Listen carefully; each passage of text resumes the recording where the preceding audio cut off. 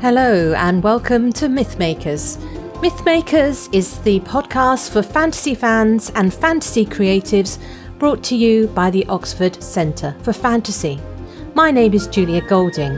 I'm the director of the centre and also an author. So we've come to the end of a second season of Mythmakers, and I thought it would be a good chance to have a seasonal look back over where we've been with our podcast since May. It seems a long time ago now, but we started off with a review of The Fantastic Beasts, Secrets of Dumbledore. I note that that's now coming to be on streaming platforms, so maybe some of you will be watching it at Christmas. My review you can hear if you tune into that episode. I don't want to give you any spoilers. It was kind of mixed. I want to love it more than I do. I don't know if any of you feel like that. Here's a little taste of that now. Let's start with a review of the most recent film. This is the third in the Fantastic Beasts and Where to Find Them series, called The Secrets of Dumbledore, and it comes after two other instalments. The very first one is called Fantastic Beasts and Where to Find Them. The second one is The Crimes of Grindelwald, and now this one. Now, I think it's fair to say that these films are not loved as much as the Harry Potter films. So I'm going to first of all talk about this film on its own merits and how it fits in this series, and then compare it to what's going on when you compare it to the Harry Potter sequence. Now, I would say that if you haven't yet gone to see the film, that this particular installment, the third, is not bad. For one thing, the plot is more coherent. The second film, The Crimes of Grindelwald, I think struggled under the weight of so many different storylines coming in. It really got quite knotted and was, hard to follow and lost a lot of its charm as a result. This one does have a storyline, particularly in the second half of the film, where it becomes quite an exciting kind of heist with something they need to achieve and a little bit of bit like a sort of Ocean's 11 style thing of how they're going to achieve it, but set in a wizarding world. So I appreciated that. But I think one of the things about these films which I struggle with comes down really to the color palette. It is all quite dark and the actors are all adults. So you're looking at quite a unmagical visual landscape, except for the moments when they dip into Hogwarts or they have some wonderful beasts to enjoy. I think the first film, in a sense, was the most successful of this franchise because there, underlying everything else, was the plot line of there's this wonderful suitcase that falls open and then beasts are released in New York. And that had so much fun and humor and just had lots of great moments. The second one, as I've mentioned, the strongest part of that for me was the thought of this macabre circus in Paris. So there was elements in that would work. But this one, it stays pretty dark. It starts in a sort of Berlin and the themes are dark. That fits the themes. And the most brightest moment comes towards the end when you get this shift to Bhutan, a quite sort of, out of left field moment. And when you're watching it, I suppose I'm asking myself, am I watching it because I've watched the Harry Potter films, a sense of loyalty, or does it stand up on its own right? Some things are worth the ticket price. So I do enjoy sort of knowing more about Dumbledore. I think Jude Law as Dumbledore is a great choice. He gives it that sort of mischief and gravitas. He's very watchable, and of course the film hangs on him really. And the new Gellert Grindelwald, Mads Mikkelsen, I think is better than Johnny Depp. He looks as though he's someone that Professor Dumbledore might well have had a younger man's fling with, and he has a sort of wonderful ascetic face. I don't know, the cheekbones maybe, but in demeanor he does seem convincingly as though he's a man with a mission that has turned evil. So yeah, that works for me. Eddie Redmayne is cute but underused, I think, in these films. He has sort of one sort of note that he strikes, which is that awkwardness, a bit of a shuffle. This is the guy of an Oscar, and you think, "Mm, maybe there's more that could be done with him." And the other supporting cast, well, the favorite character, I think, for many people is Dan Fogler's Jacob Kowalski, the Muggle amongst the wizards, and I think he's great fun. They clear up the Credence figure, the Ezra Miller character. I'm aware there have been issues about some cast members. Obviously Johnny Depp has stepped out, and Ezra Miller has had his brushes with the law recently. So there probably was a external pressure to clear up that character. But if you want to find out what happens to that character's storyline, it does sort itself out, which is quite a relief, because that was part of what was getting very tangled in the second film. And also, I think a very surprising sort of new relationship, which I really enjoyed, is seeing more of the Theseus, the brother to Newt, Callum Turner. That was some of the funniest moments, in fact, come with the two brothers together. So again, there are positive things in this film, and I did enjoy it. I did sit in the cinema enjoying it. But there is a but here. What is it that is less attractive about the Fantastic Beasts to the Harry Potter films? And I'm obviously going to be looking at this from a script writing point of view. I admire J.K. Rowling's plotting immensely. She's very good at working out long overarching plots, and I feel that this is happening in these films, but not as successfully as it did in the Harry Potter.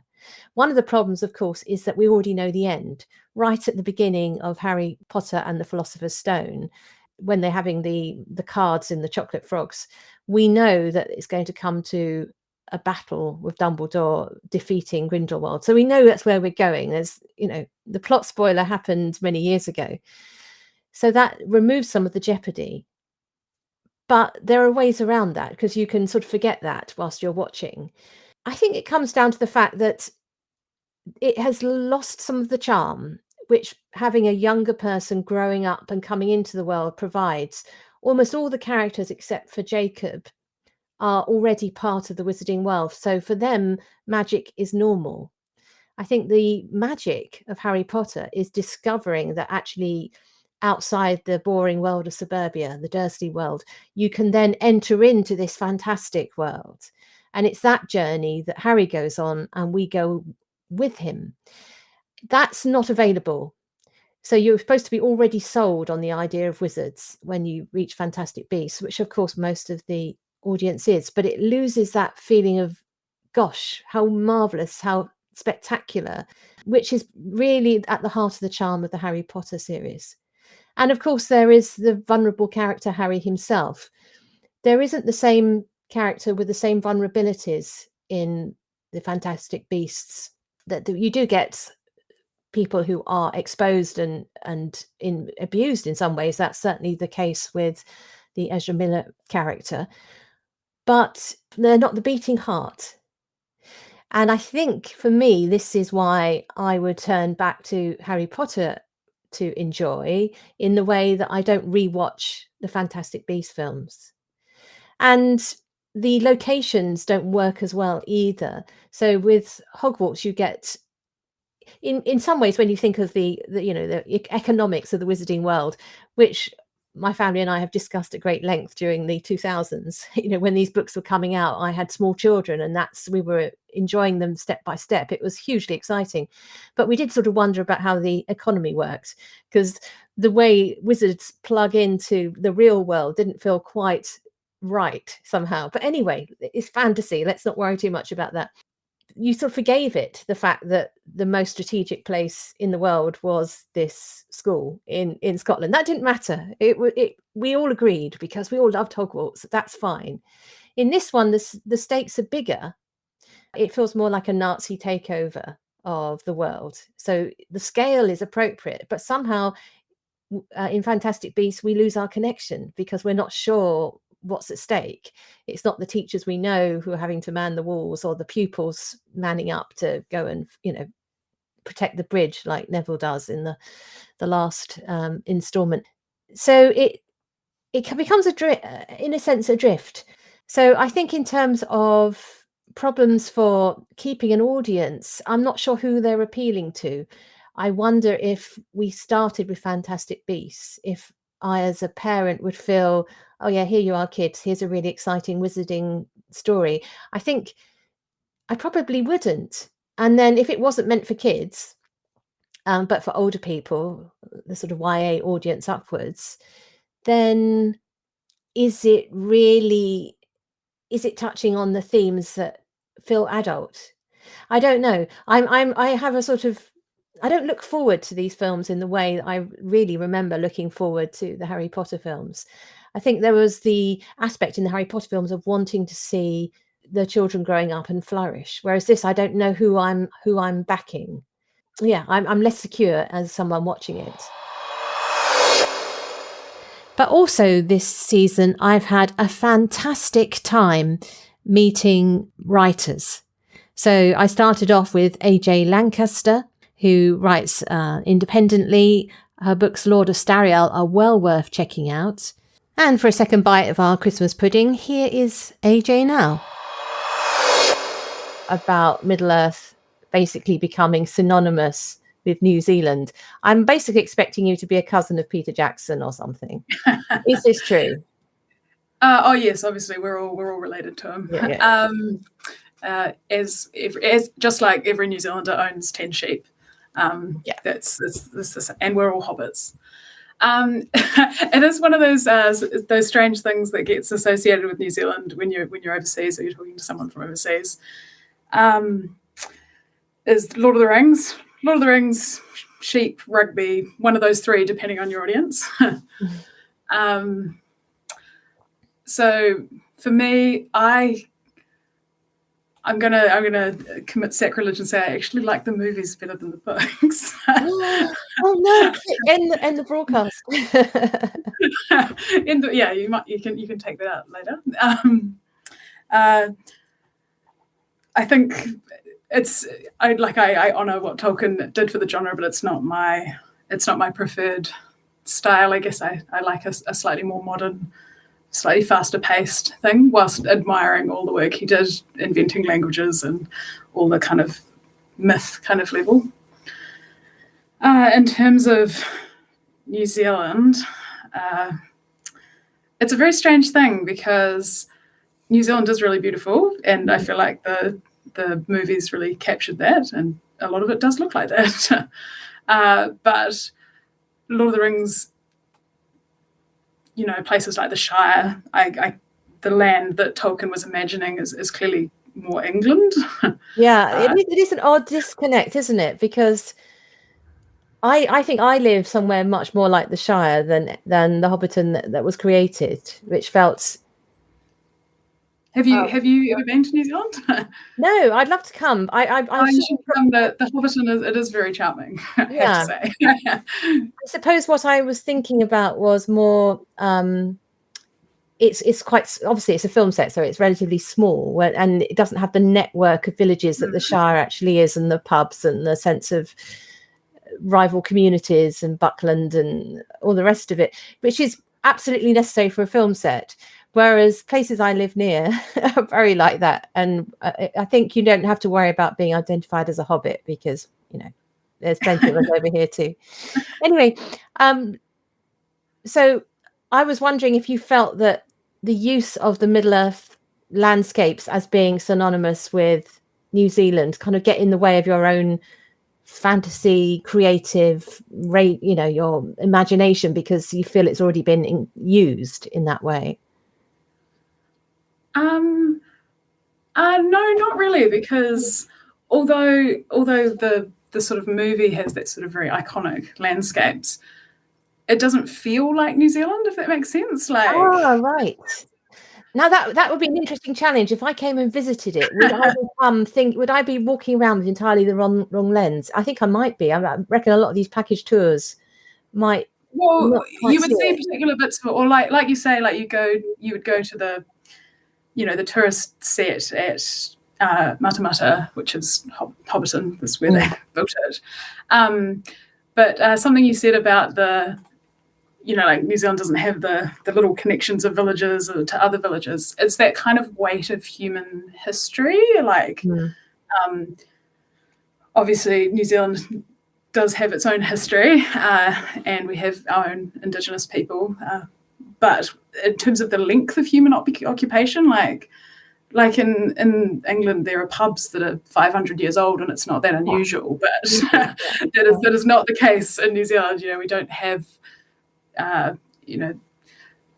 it's debatable when Māori first came to New Zealand, but say roughly 1,000 years ago or so. But then if you go back much further than that, 2,000 years ago, there were people in England building things, but there were birds here.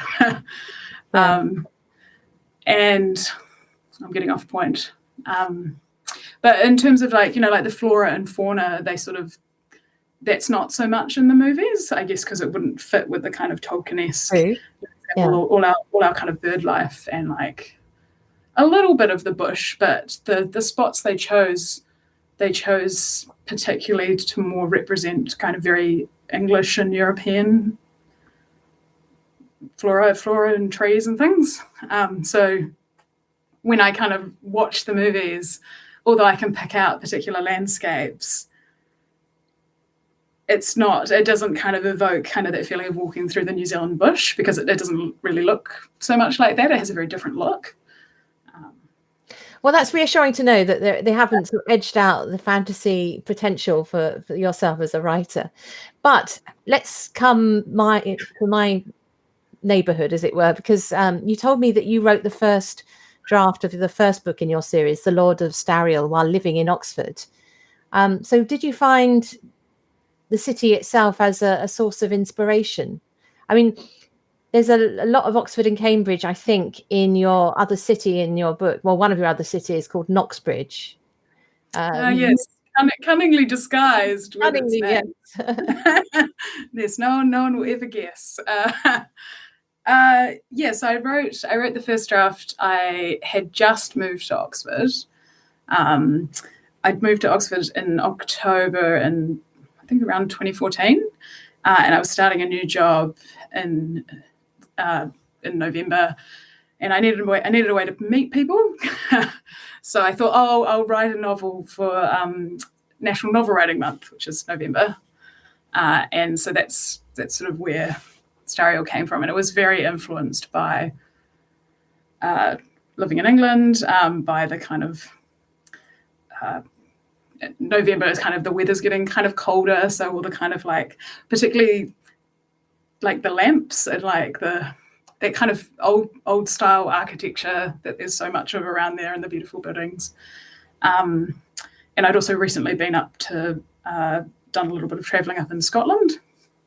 It's hence the Lord from the North idea in the yeah. Well, I'd been rewatching an old series from a little while ago called Monarch of the Glen. I don't know if you've heard of it. Oh yes, yeah. So which has as a sort of initial, it's sort of set in modern times, but the sort of the kickoff of the TV show is that the sort of black sheep of the family gets a call that his father's dead and goes back to the crumbling old estate in Scotland.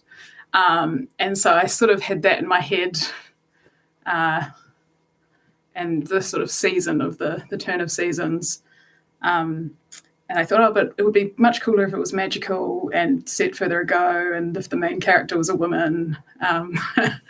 I think age is great, because it's exactly the way that our sort of magpie tendency as writers should be used. Like you watch something like Monarch of the Glen, which is entirely different Yes. from your series, but you take the thing which sparks your imagination and turn that into your opener, because you've got your wonderful main character Heta, who was living a life of relative freedom down in the main city as a illusionist in a stage company, answering the call to go back to the ancestral home to find out which of her family, the Valstars, is that right?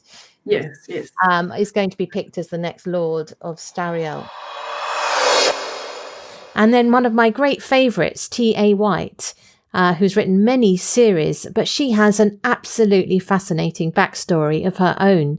So you can listen to a little bit of that here. It's a very difficult genre to describe because I didn't really obey genre norms, but it's kind of like fantasy with sci-fi elements, or sci-fi with fantasy elements, depending on who you ask.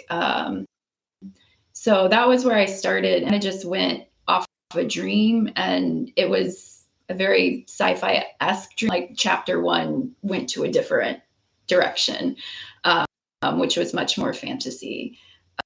So that's where I started. And then because I can't make things easy on myself, I kind of transitioned to like high fantasy with my Pathfinders or the Broken Land series.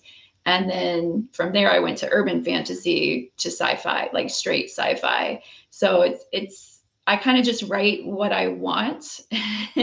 My fans.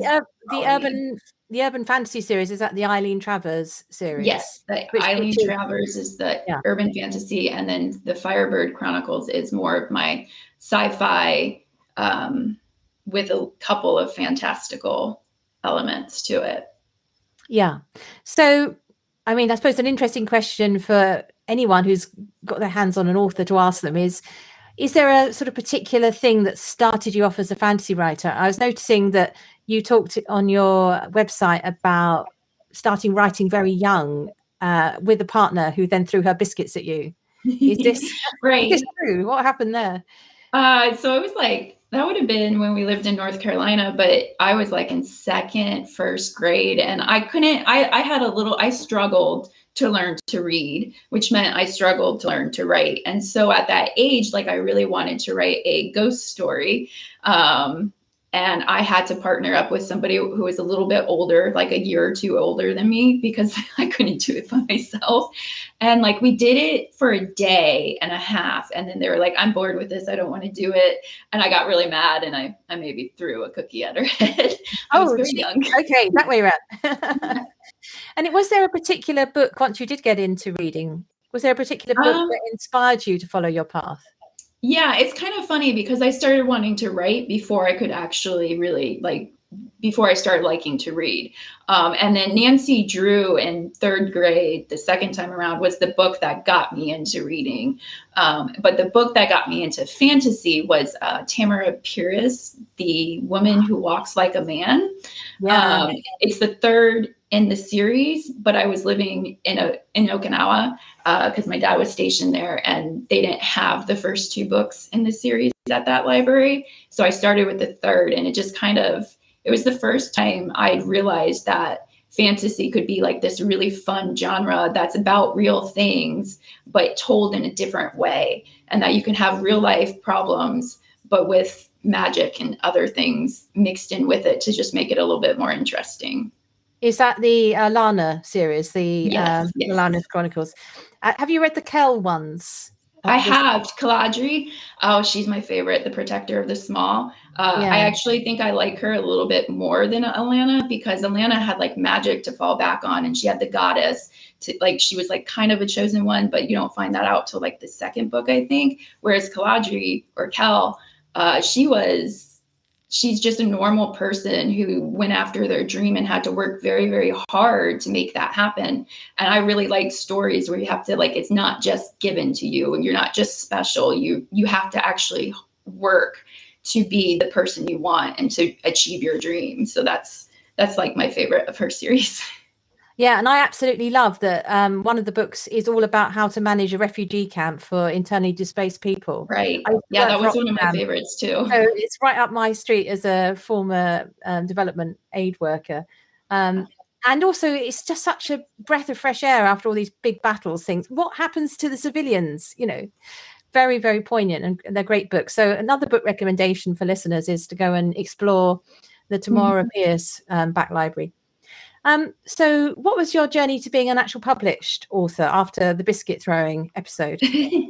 Well, it was kind of like a long circuitous journey. Like in high school, where I went to high school, you had a senior thesis project that you had to do to graduate, and it had to have a written element. So I decided to write a book, and that's the book that nobody will ever see.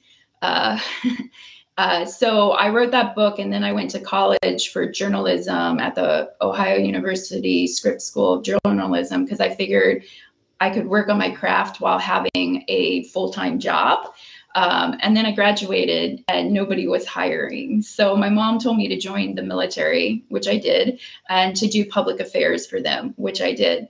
So the first time after that was I was in Afghanistan, and it's kind of a situation where you're in a very small area and you can't go anywhere except for on missions, which I did, but you're stuck in one place and you don't have the distractions of being in like the United States to take away from your creativity.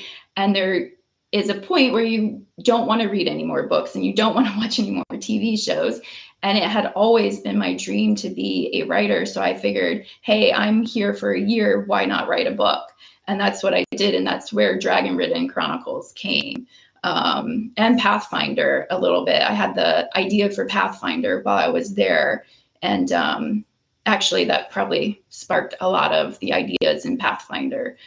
So that was kind of when I started. And it took me like a year and a half, 2 years to get that book like done and edited, and to the point where I felt comfortable releasing it to the public. That is absolutely fascinating. That was a brilliant story in itself, and it also explains the Eileen Travers backstory. Those 3 years were very instrumental in forming me as a person. So a lot of my books draws from that as like the creative incentive, because you go through a lot in a very short period of time and you kind of find out who you are. And then when you have to write these other things that draw on the military, it's just a little bit easier. So yeah, Aileen is like a product of me coming home and some of the anger and upset that I had and how disconnected I felt to being home. Like some of the conversations she has with her mom are things that I've talked with about other people coming home as a soldier and how people think you have PTSD and everybody's the same. So yeah, that was a big part of that character and why I wrote her, because it was kind of cathartic. Yeah, and her experience in the military is brilliantly specific, being the sort of the camera person who goes along with the guys on patrol. And I did sort of think, oh, this is really well researched, and now I know why, you know. Yeah, because I did. I didn't do her job. I was more, but I knew the guys who did her job. Yeah. Like I was public affairs. I did go on the missions, but it wasn't just to take photos. Like I took photos, but it was also to get the story. And so the combat cameras, I had a couple of friends who were combat camera, and that was really fun to talk to them and figure out how that job differed from mine. Yeah, I think what's really interesting about that experience is I would say that all of your heroines have a problem with authority. And is that fair? And there's a particular thing with, is it, you call her Aileen or Eileen? Aileen. I call her Aileen, but I think it's supposed to be Eileen. Okay. She's well, it's not a plot spoiler that she's a baby vampire, a young vampire. Yeah. So she has had this past where she already probably was in a authority structure which she had thought she left, finding herself plunged into this one where you have to be 100 years before you're given, you know, a chance to go out on your own at all. So it makes sense now. Totally makes sense. I also met with the lovely Michelle Diner, who writes a kind of space opera style books. I'm gradually reading my way through her fantasy series. I started with the one that was called Dark Horse, partly because it was a free audio at that time, and that got me into the rest of the series. I don't know about you, but I absolutely love listening to fantasy, not only reading it. I started out as a historical fiction writer. My first publishing contract was with Simon & Schuster's Gallery Books. And I wrote a 3-book series for them set around the court of Henry VIII. I think at the time, Simon & Schuster was owned by CBS, and they had the Tudors as that television series. And so they were very keen on buying books that were set in the Tudor era, and and then I wrote a Regency set series for them. But in between those historical books, I ended up writing quite a lot of fantasy, just because it was a really great break for me. I found the historicals very, self-evidently very research heavy, and I'm quite a perfectionist, so I was quite stressed by getting every little detail right, and fantasy was a really great escape for me, kind of a pressure valve. And yes, so that's why I started writing more fantasy.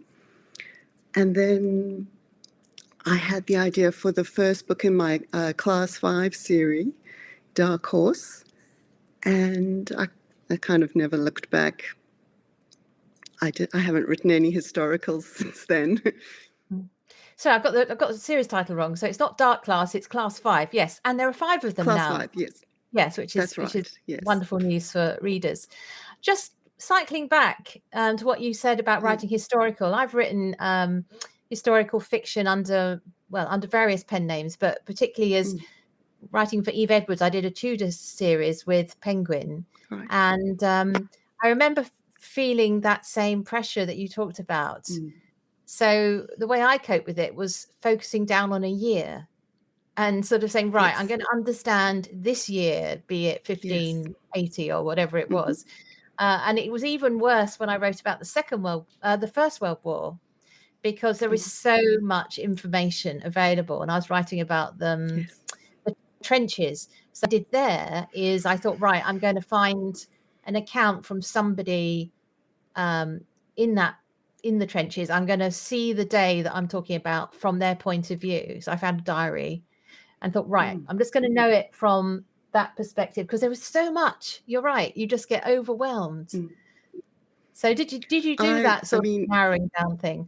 Yes, I did. Well, with my Tudor set books, the heroine is Susanna Horenboat, who was a real person. So there wasn't a lot written about her, but I did know around about when she arrived in London, who she married, what she did while she was there. She was an artist in Henry VIII's court, and one of the few women artists that was kind of recognized at that level. So that helps. And in my Regency series, I chose a specific historical event. Sorry, I keep hearing myself. Don't worry, we can't. Echo in my ear. Yeah. So that helps as well, to choose, as you say, a specific year or a specific event. But in my Tudor stuff, I found myself looking up the tide tables for the Thames and working out what day was high tide for the day in my story, and the color of the mud in the fields and things like that. And I realize I have a problem with just getting things super correct. I don't know. I think those sort of details really help. We may talk about this a bit later on, but having a sense of a real time, real place really helps carry over into fantasy. And one of the things I learned recently, which I really enjoyed, was finding out about how Tolkien, because he was during the Second World War a fire warden, which meant going up on the roofs of buildings to watch in case fire has broken out in any of the historic buildings due to bombing. He tracked the moon cycle, the moon phases, and he used what he was seeing for Lord of the Rings and the journey in Lord of the Rings through his own actual observations. And I think that kind of thing, if people are writing fantasy, really helps give a sense of, so that you don't have a full moon one day and a crescent moon the next. Exactly. Yes. Because then people will stop having any faith in your world, unless you've got a very fast moon cycle for whatever reason in your, you're on a different planet. That could be possible. Fantastic. It also So, ends up helping with your plot, I think, Yeah. because in the second book in my Tudor series, I wrote about the boats that kind of rode through the arches of London Bridge Oh, at yeah. high tide. Yeah.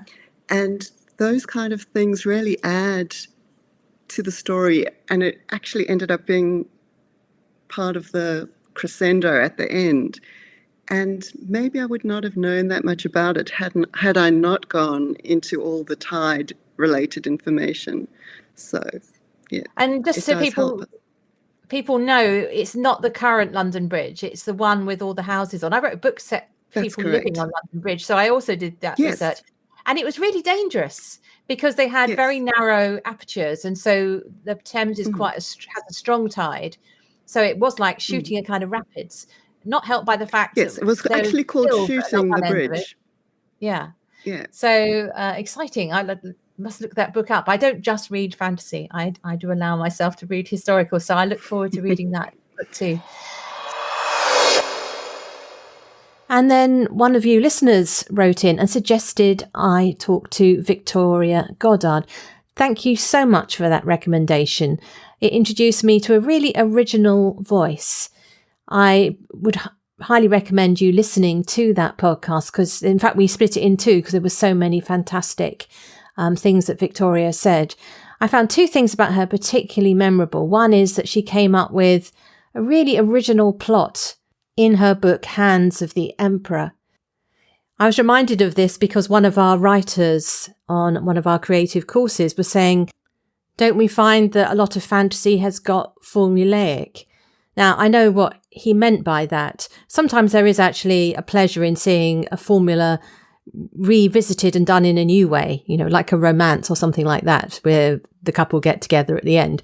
So you don't always need to break in new ground, but I really do think that Victoria has found something quite original. She was focusing in her fantasy world on someone thinking about retirement.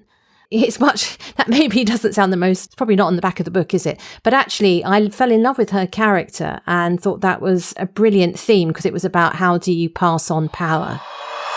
Bit of a more, it's a duo, kind of friendly, a little bit of a cozy mystery sort of underlying it there, and a bit of an adventure. And whereas the Hands of the Emperor is, it's about among many things, it's about a bureaucrat on the edge of retirement kind of thing. And so I suppose in terms of genre, I just kind of say, well, I'm right in the middle of fantasy, but I tend to write these sort of slightly off kilter towards genre conventions. Yeah, and I think that's what is so wonderful about your writing, Victoria, is that you feel really original. There's nothing wrong with reading something which fits in a genre. So if you read a romance or a detective story, you know how it's going to turn out, or a Western. Yeah, you know before you start what's going to happen, more or less, but you don't know what the journey is. Whereas when I started reading Hands of the Emperor, I had no idea what the journey was going to be. And it was a pure delight. It's a longer book. It's not a sort of thing you can knock out in a day. But I have thoroughly enjoyed my week spent with your main character, Cleofa. So, but before we come to him, I'm just thinking about the influence and place on your stories, because the Greenwing and Dart series feels quite like a sort of 18th century feel. I mean, people are the sort of small villagey town type society there feels like that. Whereas the world of the Hands of the Emperor is very much a much bigger scale. It's got a sense of almost a mixture of the sort of Chinese bureaucracy and the exams that you used to have to do to be part of the Chinese bureaucracy, but also island culture that could be from I don't know, Maori or Pacific Islands. I mean, you're creating your own world, but I felt that there was a sort of sample of different elements that you were going for. So as a writer, have you traveled first and gone around squirreling away all these ideas, or is it something that you think, oh, I want to do this, and then go and have a look at it? It's a little bit of both. As I said, my family's British, and I've spent a number of visits and quite some time visiting family members in various parts of England and Wales, particularly. And I did a year abroad in Scotland when I was in undergrad, and so for me, I've always really enjoyed that kind of, yes, the 19th century, sort of the Jane Austen, or late 18th, early 19th century, that kind of period of the early novels.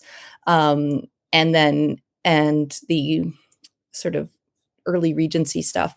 And then also just sort of the kind of idealized vision that people have of Oxford and Cambridge and things like that. And I enjoyed playing with that and thinking about, I have an academic background. And so I enjoyed thinking about, what the good parts of that and also the bad parts of that in some ways. We haven't seen that much of the university experience, but I enjoy thinking about it. And so for me, kind of travel, I once spent about 6 months walking down the length of England and staying with various relatives and friends along the way.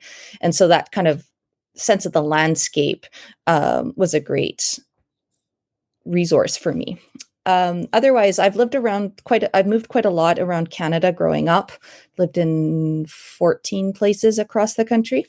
And my parents spent 10 years in Papua New Guinea, which is north of Australia. And so I had a lot of stories about Papua New Guinea and Australia growing up. And I think that really comes out strongly in The Hands of the Emperor with the Wide Seas Islander culture, which is quite strongly based on sort of historic Polynesian culture, but there's quite a lot of Papua New Guinean elements in there too, from the Trobriand Islands and the Highlands, which is where my parents lived. And so I had lots of stories and like the material culture of that my parents had, various elements of it, and friends of theirs who come to visit us or we visited them.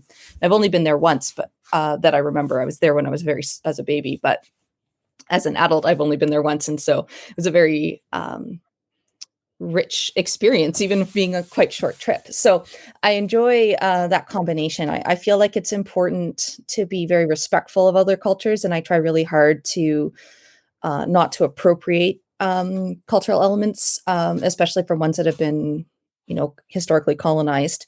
But at the same time, I also think it's very important to try and broaden the base that you're building off of. So the Greenwing and Dart series is quite largely based off of kind of the English country tradition and country house stories too, right? Like that kind of the mysteries that you get out of and that tradition there. But the Hands of the Emperor and the world that's set in, which is Zunith, I deliberately wanted it to be a non-Western European based society. I really wanted to get away from that. So the different parts of Zunith are drawn from different non-Western cultures as a conscious choice there. And what the person who wrote in said is something along the lines of, I defy you not to fall in love with Cleophas. Now, Cleophas is the main character of The Hands of the Emperor. He is the Hands of the Emperor. You could describe him very boringly as bureaucrat, but actually he is just the most wonderful, wonderful character. I was saying to you just before we started recording that he reminds me very much of the Count Rostov, who is the lead figure in the fantastic novel Gentleman in Moscow by Amor Towles, which is a historical novel, I think being filmed at the moment. But how that story works is that you just love spending time with that character. And I felt absolutely the same about Cleophas. And as you were just saying, what you're thinking about in this book are things which don't make it into fantasy. It's the stuff that's not around the battle. It's how do you hand on power? How do you retire?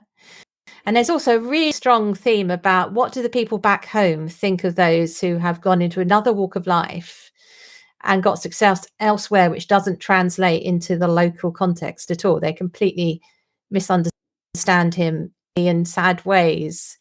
So when you started this book, did you start with the character and just see where it went, or did you already have those themes in mind and then, built him to fit the plot?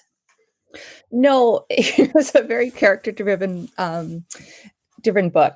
So my kind of general project, as I said, I write these sort of, it's a sprawling, interconnected stories in my narrative universe here, and there's sort of two parallel core to that that project. One of them, there's this empire called the Empire of Estandalaz, which has this catastrophic, cataclysmic, magical collapse that happens. And so it's sort of, one of my projects is the lead up to that collapse, and then what happens afterwards. I'm not really a dystopian kind of writer. I'm really much more interested in how do you rebuild, what happens afterwards. But that kind of shadow that falls across the entire cultures and individuals is something that I find very interesting to think about. And I think this connects back to something like Tolkien and the shadow of World War I that's always behind all those authors of the first half of the 20th century.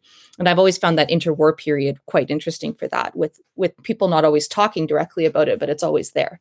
And so in my novels, that kind of the fall of Estandalaz is that culture-wide devastation that people don't always talk about, but is always there. So that's one part of the project. And then the second part of the project is this figure of one character, and who is called Fitzroy Ingersoll, and he's a main character in various books and referred to in other ones. He's this poet. And so as part of that, one thing I was interested in with the fall of Estandalaz and the effects of it was the character of the last emperor of Estandalaz, who survives this destruction and ends up having to kind of rebuild on a personal level.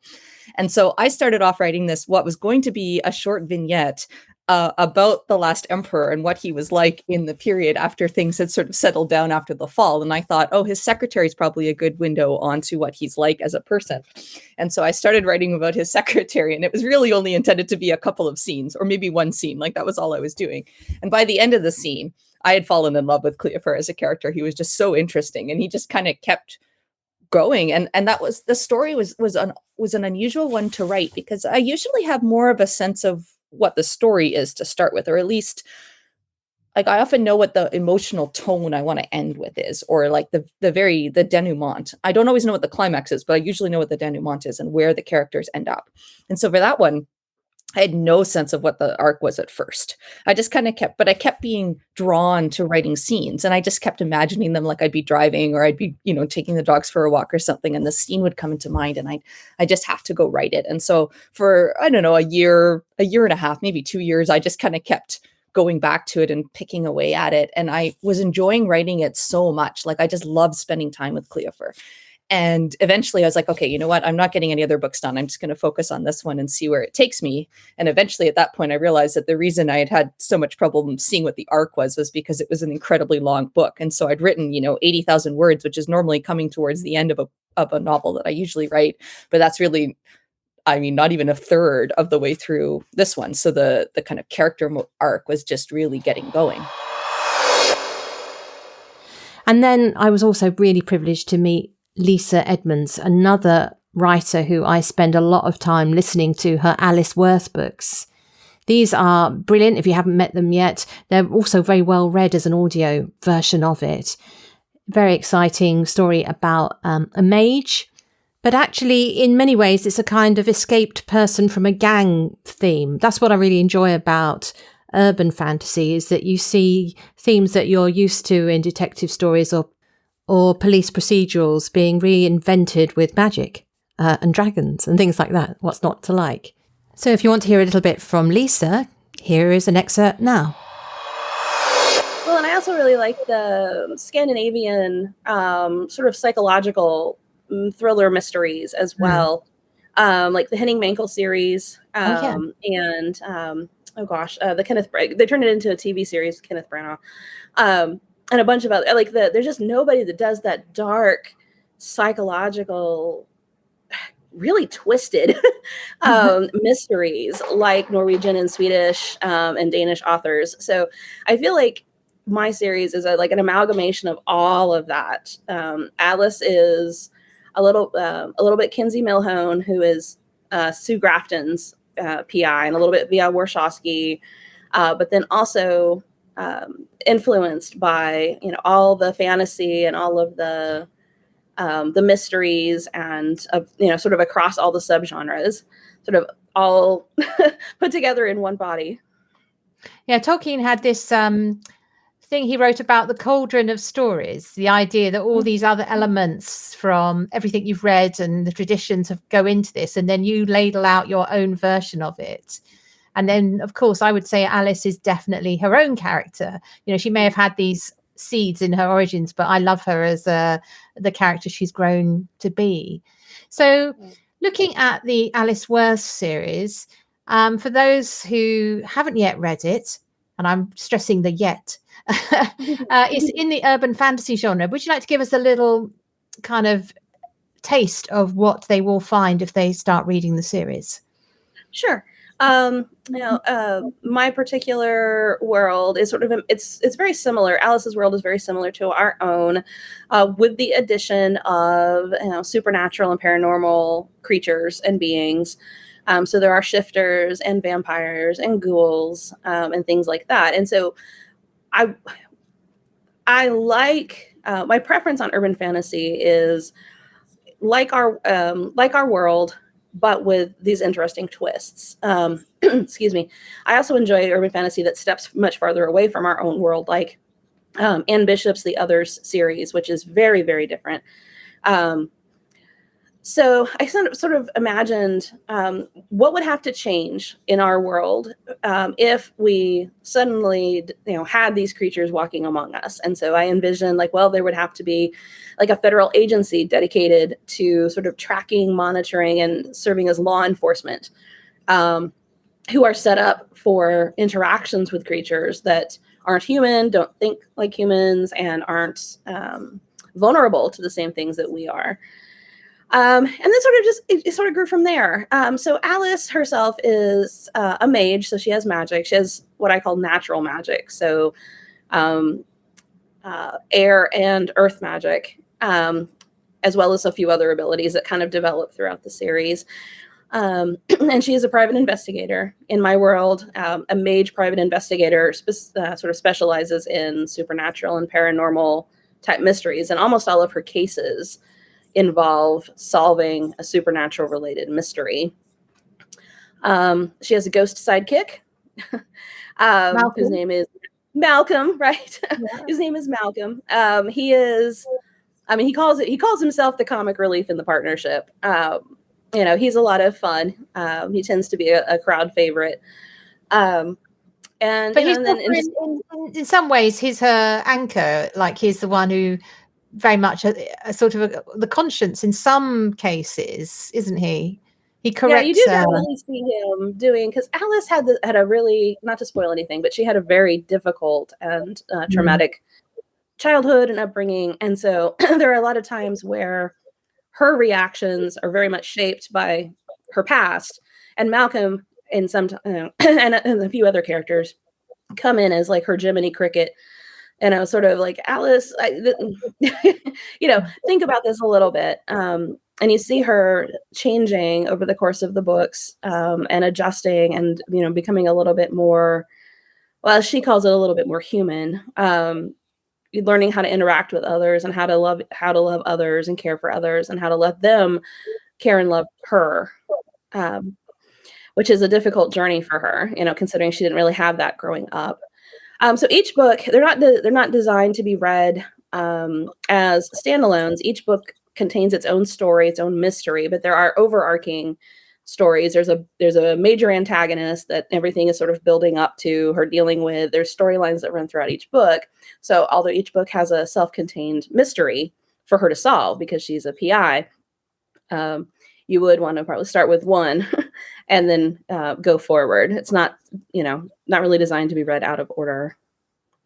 Yeah, she's also in, I wouldn't call it a love triangle, that's the wrong word, because there's another side to it, but she's sort of in the middle of pulls between a shifter friend, a very close friend, lover, but also somebody within the vampire community who's very interested in her, but also the mage community. So there's 3 points. It's not really right, and the federal agent is, a federal agent as well. Oh, there we go. So it's there's definitely a romance angle to it, as there is with a lot of urban fantasy, but I didn't want to get into the love triangle thing too much, but there definitely is a little bit of what's the word? Like there's a like she's trying to find the person who who completes her, who supports her, who compliments her. That's the word I was looking for. Who compliments her the best.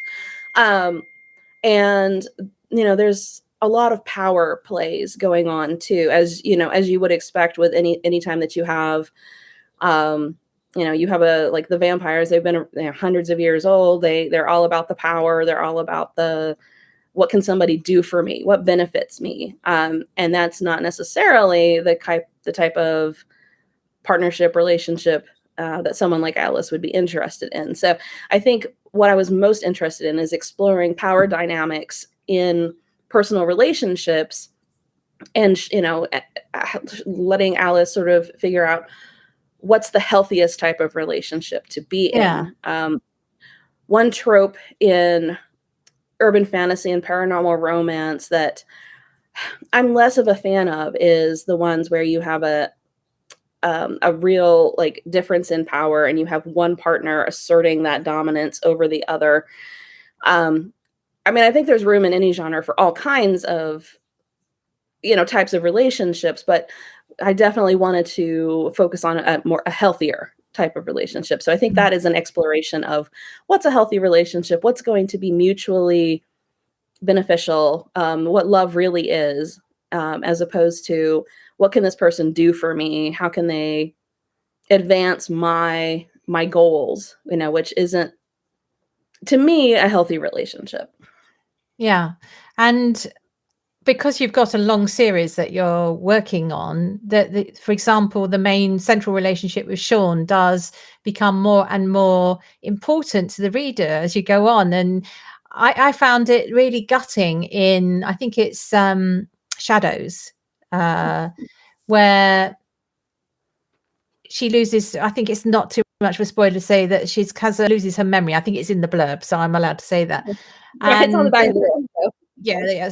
So it's a reset of her relationship with Sean, but it's absolutely, it's just terrible to see. You can't forget all these things you've had. The reader is really involved in that. I thought that was a very good thing to do to a relationship from a craft point of view, in the middle of what might otherwise be, and they lived happily ever after. Right. You want to actually keep putting the grit in the relationship so that it can move on and become actually even deeper as a result.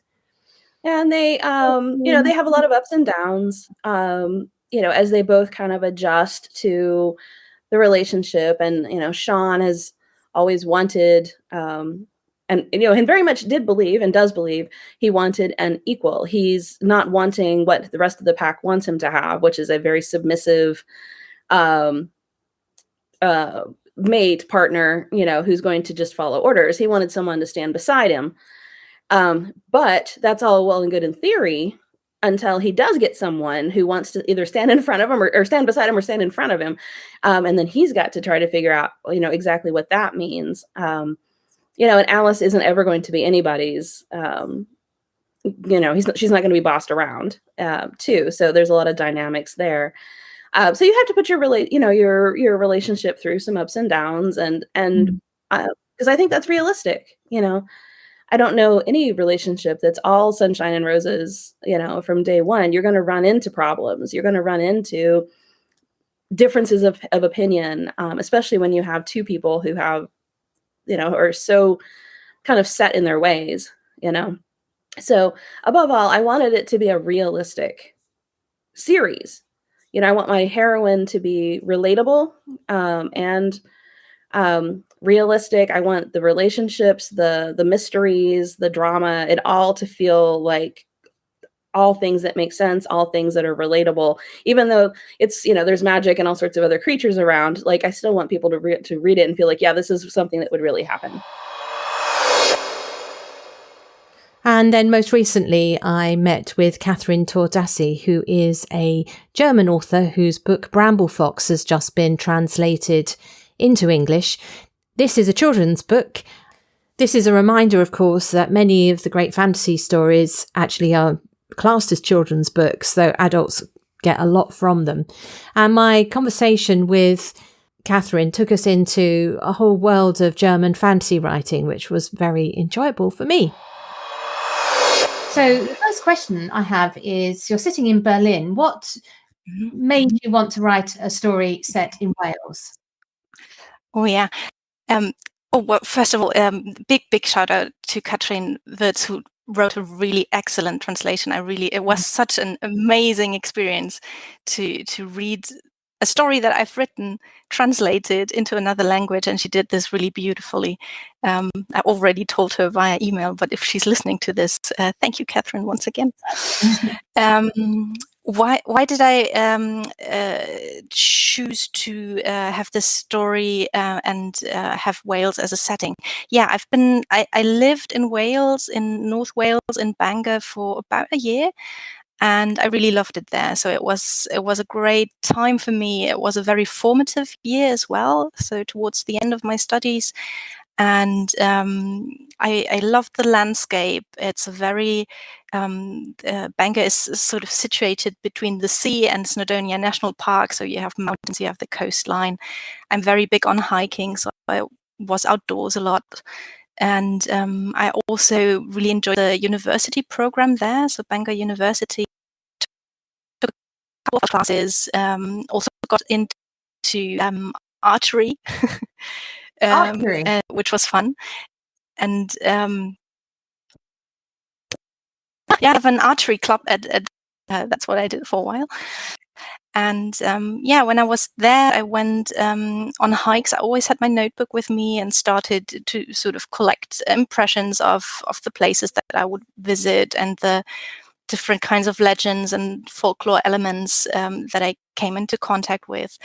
And so that's how the first ideas for the Bramble Fox stories got together. And then I got to read, I think it's Charlotte Guest's version of the Mabinogion, which is this collection of the Welsh Welsh mythological and folkloristic stories that inspired a lot of the King Arthur lore, for example. And there I first came across Annwn and Around, and so that sort of lodged in there. I read then more recently I came across a Welsh artist called CCJ Ellis, who did a wonderful art book on Welsh monsters and creatures. So there's a bit of inspiration there. And I also when I wrote the book, the privilege Dysgu Cymraeg department at Bangor University, who helped me with research questions and language checks and so on. So it's born out of a stay turned into sort of a formative year for me in Wales. Yeah, so we should mention, for those of you who love your Welsh language or just love languages, anyone who likes Tolkien's languages will know that it's based on Welsh, or partly. Is there, you're using, and there's a little list of vocab at the back, you're using the Welsh language as part of the texture and feeling of the tale. And also just do a sort of promo for this podcast. If you go back a couple of episodes to the Welsh episode, you can hear us talking to Claire Fair, who's a Welsh lady who collects Welsh tales. So this will lovely follow on after you've heard Kathrin speak today.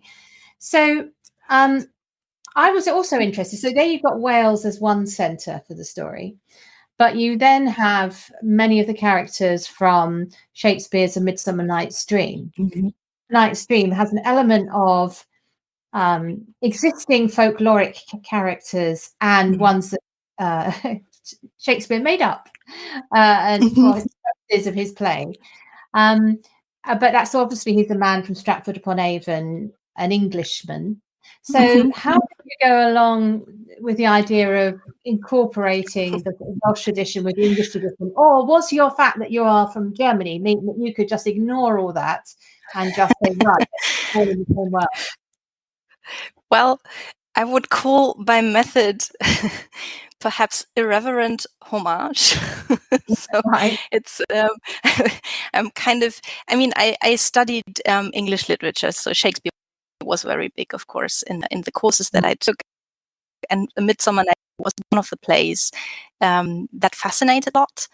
And I was also always fascinated by sort of the myth surrounding Shakespeare, the author. So these questions of where did he get his ideas? Did he write the plays? Did someone else write the plays?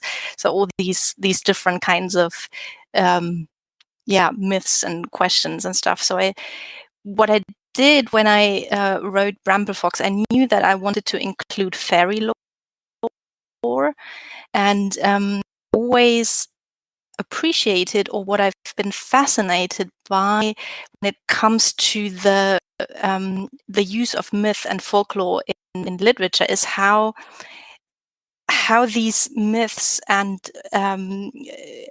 legends overlap and transfer and transform in different cultures, but also in different types of literature, and how they get reread and rewritten. So this kind of pastiche or bricolage of different motifs put together into retellings and slightly askew stories of other material. I always liked when I read books that did that. So that was something that I wanted to try out.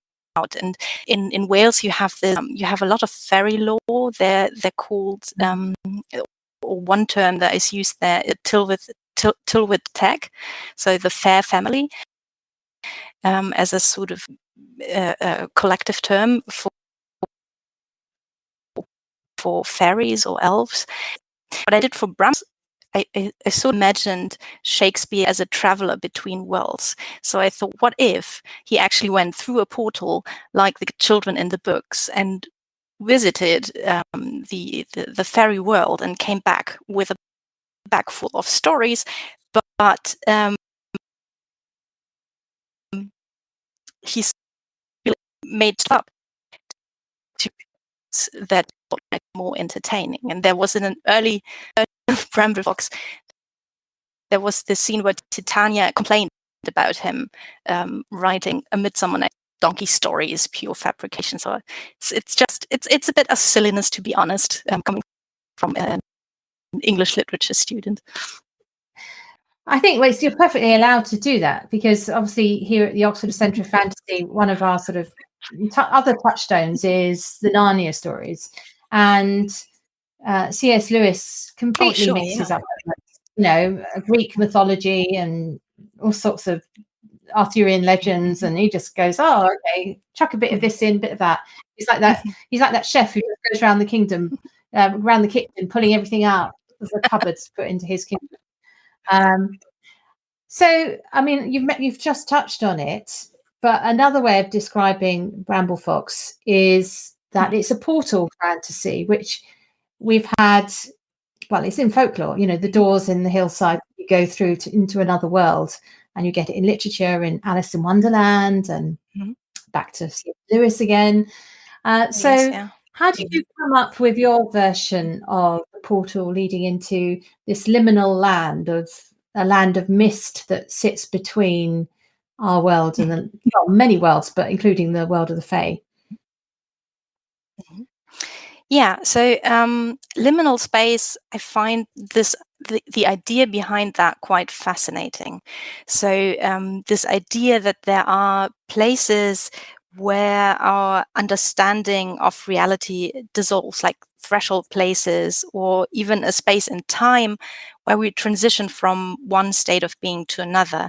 And of course, there's also the real life or metaphorical implications of that. There's tons of cultural studies on the idea of liminal rituals or liminal states of being that people in basically all societies that we know have to go through in order to grow up. So coming of age rituals would be one example, where you're sort of caught between the status of a child and a grown-up, and then you go through a kind of ritual, and then you sort of slip into this new identity.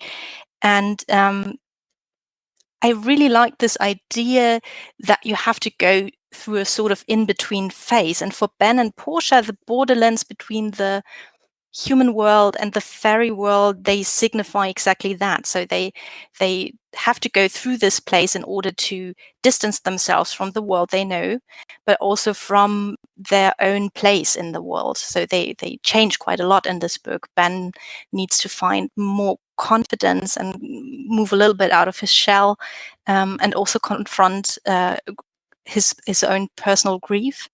And Portia will discover that there's a certain wilderness in her that she has to contend with. So it's, I like this idea of the transition that you have to that sort of unlocks things. And that actually picks up with another thread, because I also interviewed several of our tutors on the Novel in the Year course just to introduce them to everybody out there. And that also led us into talking about European fantasy, not the sort of Anglo-Saxon tradition, Celtic fantasy as well. So with Claire O'Brien, we got into a fascinating discussion about Madame d'Aulnoy, I hope I've said that right, who is a forgotten writer of fairy tales who should be remembered up there with Hans Christian Andersen and the Grimm brothers. So if you're interested in finding new places to go, new fairy tales, maybe you're thinking of a new screenplay, something like that, do listen to what Claire had to say about that forgotten French writer. And also, a bit nearer to home, but also not the Anglo-Saxon tradition, I had a discussion with Claire Fayers about Wales, where she comes from. And Claire's been doing something of a similar job to the other Claire, finding stories that have fallen off most people's radar and bringing them to a younger audience. There is that wonderful image in Tolkien of the cauldron of stories, where all the stories that have gone before are all bubbling away, but some things do sink to the bottom and get forgotten, where others rise to the top and keep being skimmed off and reused. Stories like Beauty and the Beast, Sleeping Beauty, Little Red Riding Hood, we all know them and they keep getting reused, and they can get a bit tired as a result. And these writers and researchers, I suppose we should call both Claires, are finding new material for us so that when we do go back to that cauldron of story, it's been enriched. One of the great pleasures of setting up the Oxford Centre for Fantasy is getting to know all sorts of people who share my love for Tolkien, one of whom is Jacob Renneker. And he's made several appearances as my partner in podcast. And we've been discussing such things as the stone giants in The Hobbit, which led to discussing giants more generally in fantasy.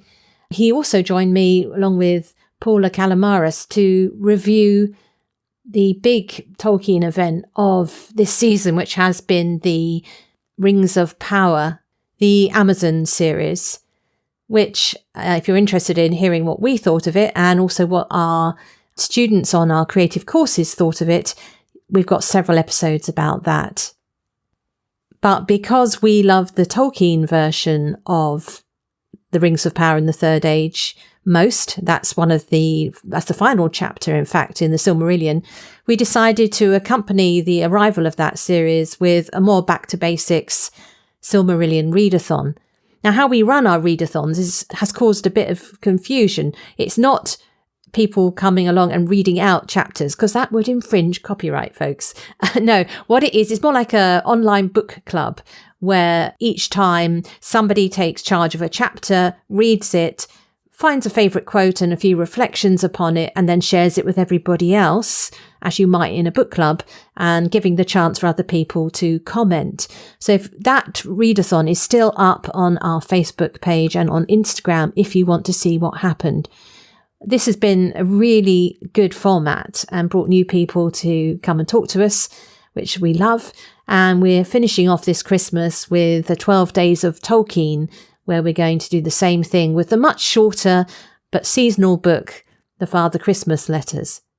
Actually, this caused a bit of confusion in OCF headquarters, because I was working off the first edition and my colleagues were working off more recent edition, which has more letters. So just to clear up any confusion, we are using the most recent edition with the more letters. And just as a reminder that we are not just about writing, but also about any kind of fantasy-inspired creativity, I had a conversation with animator Butch Hartman, who's probably best known for his series The Fairly Odd Parents, which I certainly remember my kids watching. And we just talked about the world of animation, which of course is one of the richest areas for finding fantasy being realised on the screen at the moment. So I hope you've enjoyed this series and the ones that you've listened to. If you do have any suggestions for writers you'd like me to reach out to, do send them in, because it's nothing better for an author to read than an email that comes saying that their fans want to hear from them. Same goes for any fantasy illustrators that you would like me to bring into the Mythmakers studio. All that remains now is to wish you all seasonal greetings, happy Christmas, and if you want to really get into the Christmas mood, you could perhaps listen to my pick for one of the top fantasy stories you really must read, because that is none other than The Christmas Carol by Charles Dickens. So there's no bar humbug about Christmas here, but as Tiny Tim of course says, God bless us everyone. See you for our next season in the new year.